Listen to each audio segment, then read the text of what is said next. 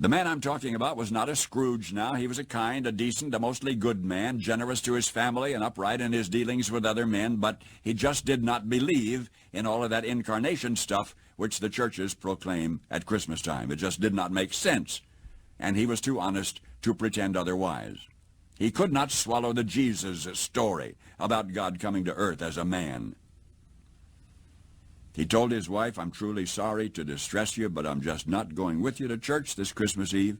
He said he'd feel like a hypocrite, that he'd much rather just stay home, but that he would wait up for them. So he stayed, and they went to the midnight service.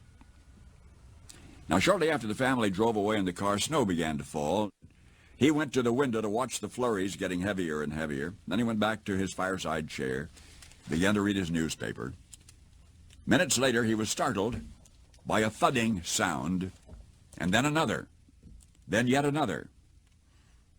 At first he thought somebody must be throwing snowballs against the living room window. But when he went to the front door to investigate, he found a flock of birds huddled out there miserably in the snow. They had been caught in the storm. In a desperate search for shelter, they had tried to fly through his large landscape window. That was what had been making the sound. Well, he couldn't let those poor creatures just lie there and freeze. So he remembered the barn where his children stabled their pony.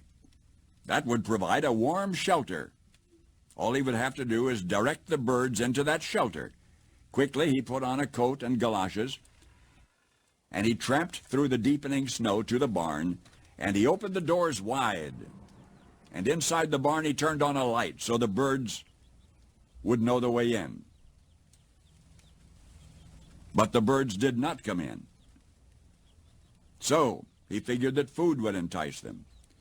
He went back into the house and fetched some breadcrumbs and sprinkled those on the snow, making a trail of breadcrumbs to the yellow-lighted, wide-open doorway of the stable. But to his dismay, the birds ignored the breadcrumbs.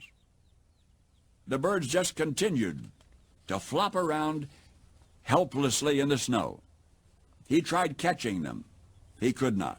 He tried shooing them into the barn by walking around them, waving his arms, but instead they scattered in every direction except into the warm, lighted barn.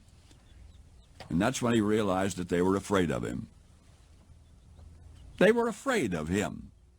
To him, he reasoned, "I'm a strange, terrifying creature.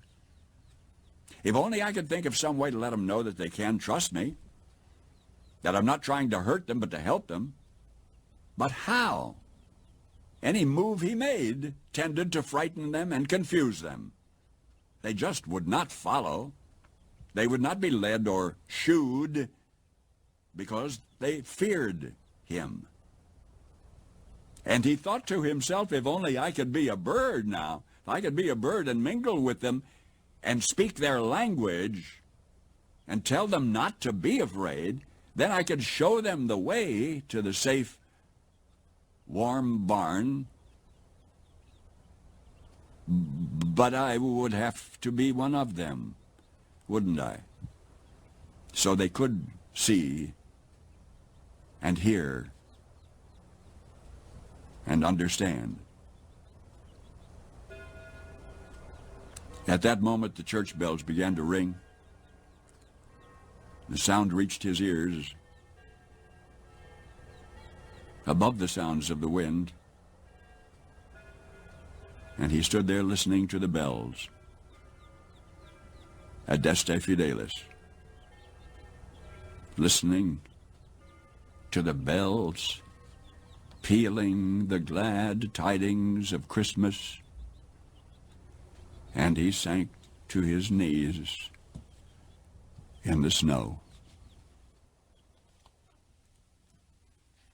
Paul Harvey, I hope for you and those you love, this will be a wonderfully Merry Christmas.